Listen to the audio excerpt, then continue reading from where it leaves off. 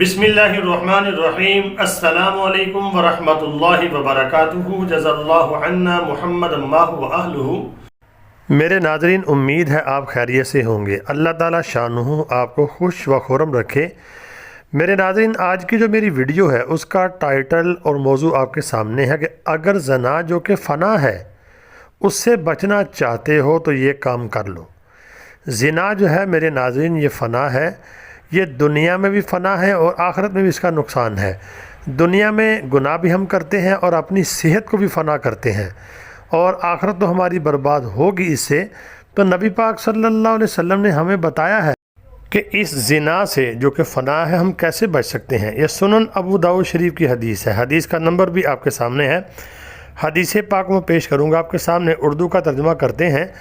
حضرت عبداللہ ابن مسعود رضی اللہ تعالی عنہ نے کہا، اگر آپ ایسی بات کہہ رہے ہیں تو میں نے رسول اللہ صلی اللہ علیہ وسلم کو یہ فرماتے ہوئے سنا کہ تم میں سے جو شخص بھی نکاح کی طاقت رکھتا ہو اس کو چاہیے کہ وہ نکاح کر لے۔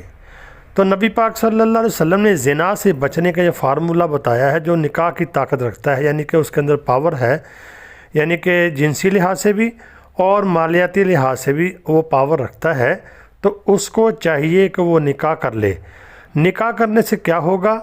تو نبی پاک صلی اللہ علیہ وسلم نے فرمایا کہ جو نکاح ہے وہ نگاہ کو بالکل پست رکھ دیتا ہے، یعنی کہ بندے کی جو نگاہ غلط طرف جاتی ہے، عورتوں کی طرف جاتی ہے، ظاہری بات ہے جب بندہ زنا کی طرف جاتا ہے سب سے پہلے تو عورت کو دیکھتا ہے یا عورت مرد کو دیکھتی ہے، تب ہی یعنی دونوں ایک دوسرے کے قریب ہوتے ہیں۔